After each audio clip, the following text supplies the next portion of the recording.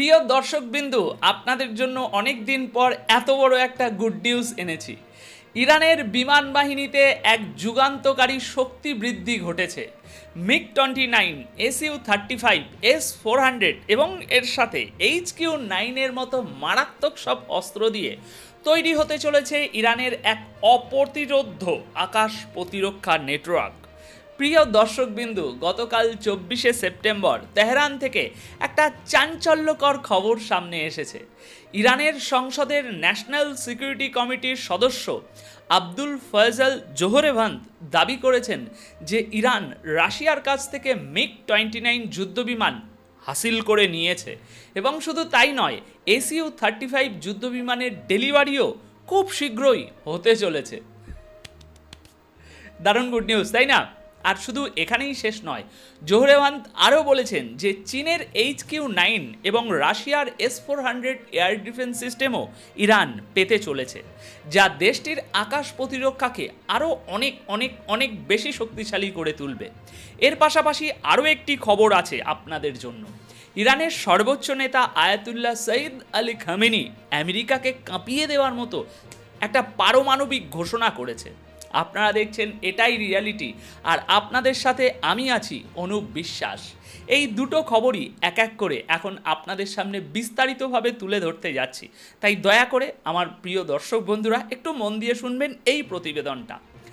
দর্শক, ইরানের সংসদের ন্যাশনাল সিকিউরিটি কমিটির সদস্য জোহরেভান্দের কথা অনুযায়ী MiG-29 যুদ্ধবিমানগুলো ইতিমধ্যেই ইরানের সিরাজ শহরে মোতায়েন করা হয়েছে এবং Su-35 যুদ্ধবিমানগুলোকে দূরপাল্লার মিশনের জন্য স্ট্যান্ড বাই মোডে রাখা হয়েছে। আর এই পদক্ষেপটিকে ইরানের জন্য একটি স্বল্পমেয়াদী সমাধান হিসাবে দেখা হচ্ছে, যেখানে Su-35কে দীর্ঘমেয়াদী কৌশলের অংশ বলে মনে করা হচ্ছে। এক্সপার্টরা বলছেন, যদি এই দাবি সত্যি হয় তবে ইরানের আকাশ প্রতিরক্ষা এবং কৌশলগত শক্তিতে এক বিরাট অগ্রগতি ঘটবে। বিশেষ করে গত জুনে ইসরায়েলের অপারেশন রাইজিং লায়নের পর এই ঘটনা অত্যন্ত তাৎপর্যপূর্ণ। এখানে আপনাদের মনে করিয়ে দিই, সেই অভিযানে ইসরায়েল ইরানের S-300 air defence system battery এবং পুরনো F-14, F-5 এবং AH-1 যুদ্ধবিমানের ক্ষতি করেছিল। এখন প্রশ্ন হলো, এই খবরটা কোথা থেকে এলো? আমি আপনাদেরকে যে শোনাচ্ছি, কোথা থেকে নিয়ে শোনাচ্ছি, যাচাই করার জন্য আমি আপনাদেরকে কয়েকটি আন্তর্জাতিক সংবাদ মাধ্যমের বলিষ্ঠ সংবাদ মাধ্যমের হেডলাইন বলছি, শুনুন। ইসরায়েল সবচেয়ে বড় সংবাদপত্রগুলোর মধ্যে ইসরায়েলের অন্যতম হচ্ছে দ্য জেরুজালেম পোস্ট। আপনারা নিশ্চয়ই জানেন, ইসরায়েলের টপ ক্লাস A1 সংবাদপত্র। তো জেরুজালেম পোস্ট 24শে সেপ্টেম্বর গতকাল 24শে সেপ্টেম্বর দুপুরে এই খবরটিকে তাদের হেডলাইন বানিয়েছে। তারা কি লিখছে? Iran air force receive batch of Russian MiG-29। অর্থাৎ ইরানের বিমান বাহিনী রাশিয়ার কাছ থেকে MiG-29 এর একটি ব্যাচ পেয়েছে। রাশিয়া ইরানের জন্য একটা বড় কাজ করে দিয়েছে, সোজা কথায়। অন্যদিকে ডিফেন্স সিকিউরিটি এশিয়া জানিয়েছে, ইরান নিশ্চিত করেছে যে তারা MiG-29 পেয়েছে এবং Su-35ও পেয়েছে। এমনকি HQ-9 এর ডেলিভারির কাজও চলছে। ইরান ইন্টারন্যাশনাল তো এর আগেই খবর ছেপে দিয়েছে যে ইরান MiG-29 পেয়েছে এবং অত্যাধুনিক সিস্টেমও পেতে চলেছে।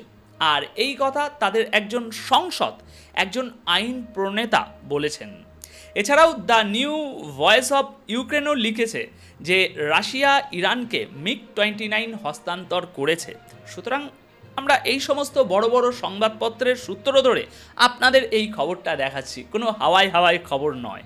অনুপ যখন কোনো খবর আপনাদের বলে, নিশ্চিন্ত থাকতে পারেন যে সেটা 99.99% অথেন্টিক কোনো খবরই আপনাদেরকে দেখাচ্ছি।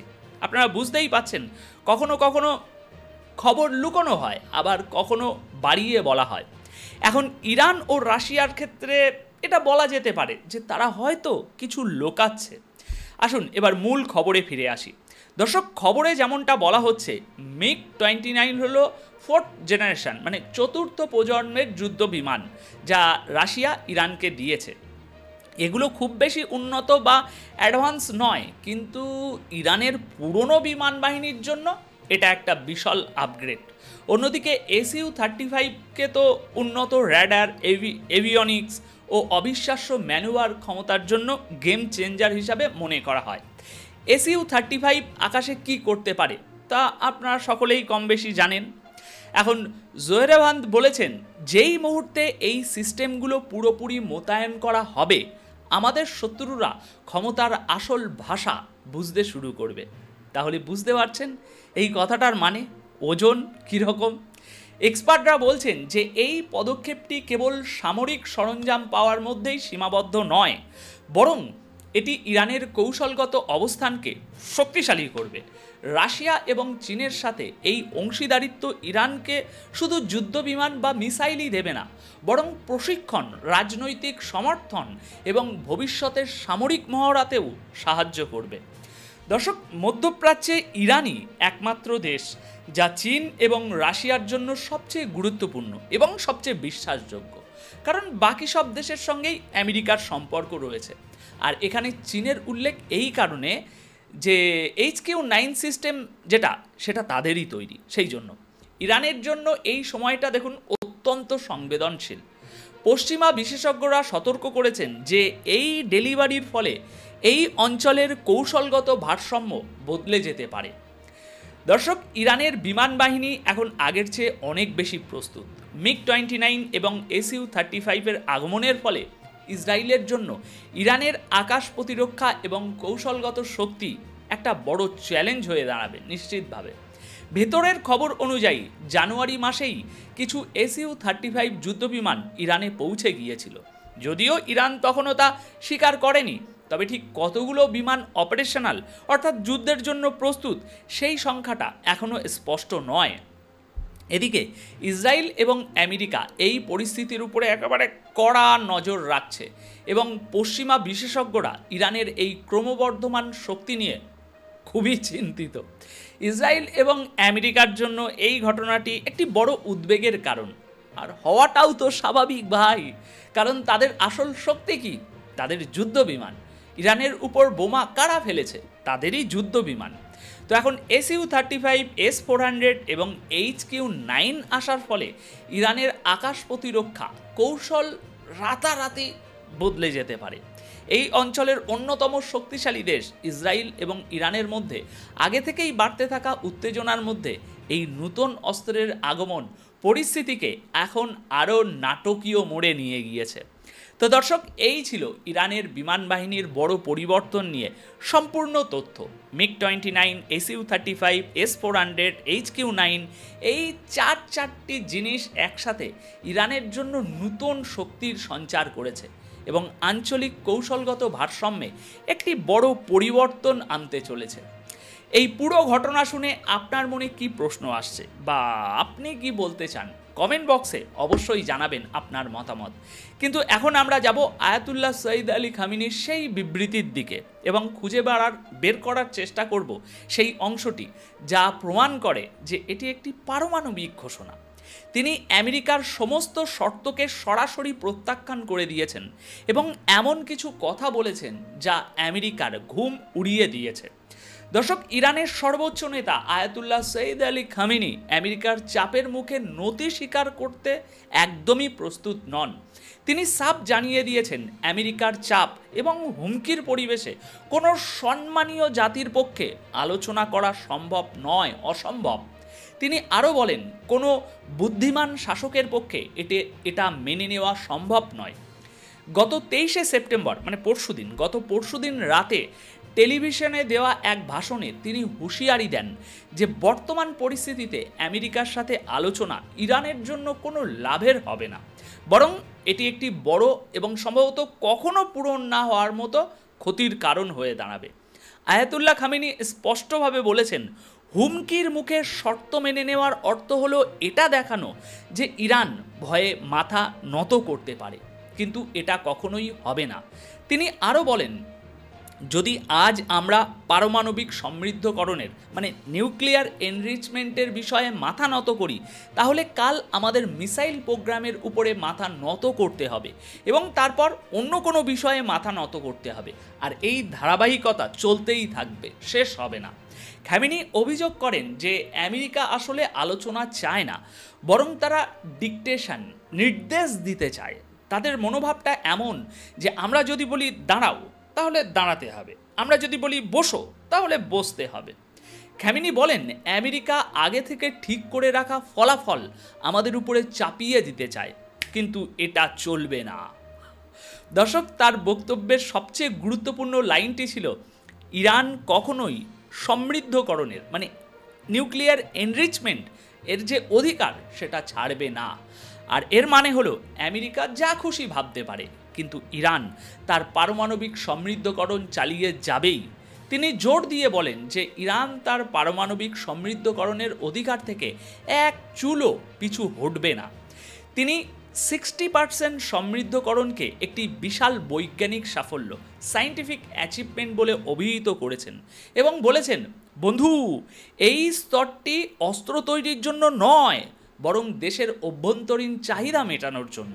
তিনি আমেরিকাকে প্রশ্ন করেন, তোমাদের কবে থেকে মনে হলো যে আমরা 60% সমৃদ্ধকরণ দিয়ে বোমা বানাবো?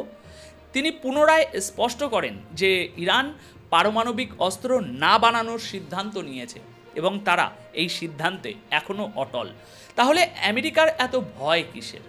খামেনি আরও বলেন যে বিজ্ঞান এবং বৈজ্ঞানিক অগ্রগতিকে হুমকি ধমকি দিয়ে থামানো যায় না। এরপর আয়াতুল্লাহ খামেনি শত্রুদের ষড়যন্ত্র এবং ইরানের জনগণের একতা নিয়েও কথা বলেন।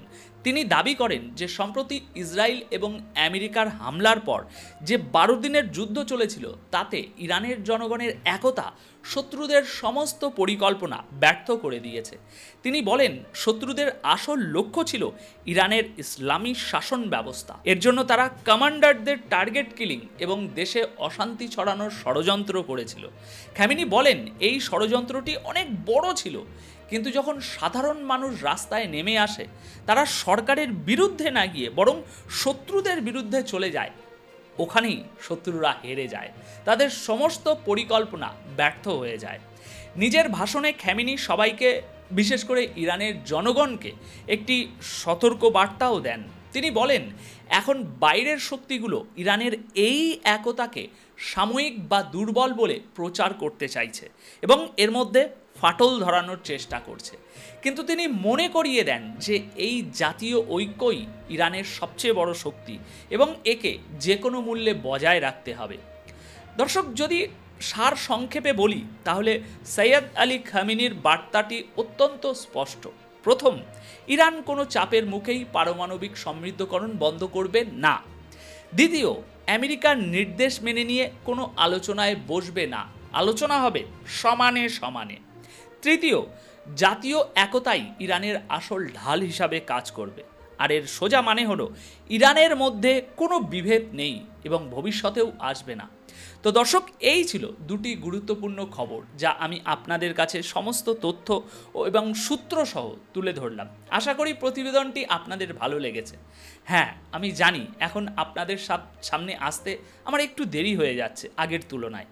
আসলে আমাদের এখানে এখন বড় উৎসবের মরশুম চলছে, যার ফলে চারিদিকে একটা ছুটির পরিবেশ তৈরি হয়েছে এবং স্বাভাবিক জীবনযাত্রা কিছুটা ধীর হয়ে গিয়েছে। এখন পশ্চিমবঙ্গে বছরের সবচেয়ে বড় উৎসবের সময় চলছে। এই সময়টা কলকাতা এবং তার আশপাশের অঞ্চলে সাধারণ স্বাভাবিক কাজের গতি ধীর মানে বজায় রাখাটা, ধীর না, ধীর তো হয়ে যায়, বজায় রাখাটা একটু কঠিন হয়ে পড়ে। স্বাভাবিক যেমন আমরা কাজকর্ম করি সেটা বজায় রাখা একটু চাপ হয়ে যায়। এই কারণেই সময় মতো ভিডিও নিয়ে আসতে একটু অসুবিধা হচ্ছে, আর তার জন্য সত্যি বলছি আন্তরিকভাবে ক্ষমা প্রার্থী আপনাদের সকলের কাছে।